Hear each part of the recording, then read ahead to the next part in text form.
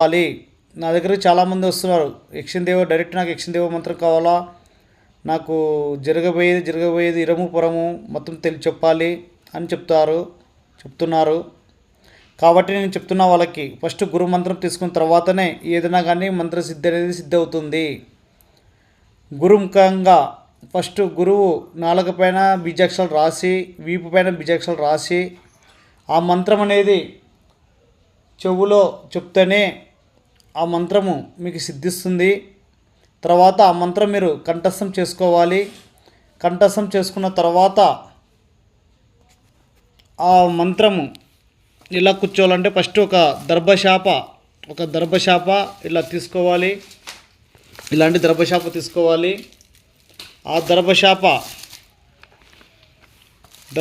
తీసుకున్న తర్వాత ఆ దర్భశాప పైన ఒక ఆసనం రేకు, మన పైన లాస్ట్ వీడియోలోనే ఒక ఆసనం రేకు చూపించినాం మీకు.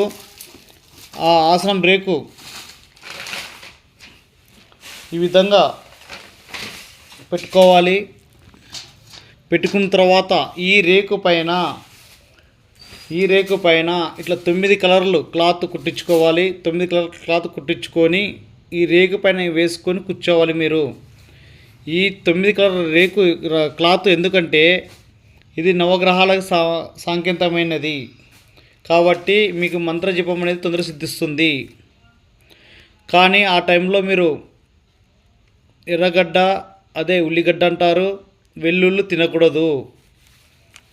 ఆ మంత్ర జపం చేసుకున్నంత వరకు తినకూడదు. రాహుకేతు సంబంధించింది కాబట్టి తినకుండగా శ్రద్ధతో మంత్ర జపం తీసుకోవాలి. కానీ ముఖ్యంగా సాధకులకు మంత్రమూలం గురువుర వాక్యం అని చెప్తారు. ఎందుకు చెప్తున్నారంటే సాధకుడికి ఫస్ట్ ఉన్న లక్షణం భక్తి ఉండాలి. భక్తి, గురువు పైన నమ్మకం ఉండాలి. నమ్మకం ఉన్న తర్వాతనే మంత్రం చాలా తొందరగా సిద్ధిస్తుంది. ఎందుకంటే ఈ విధంగా ఎందుకు చెప్తున్నా అంటే చాలామంది నాకు మంత్రసిద్ధి వస్తుందా, రావడం లేదా, ఏందని చాలా క్వశ్చన్లు వేస్తుంటారు. ఫస్ట్ భక్తి ఉండాలి. గురువు పైన నమ్మకం ఉంటే ఏ మంత్రమైనా 100% సిద్ధిస్తుంది.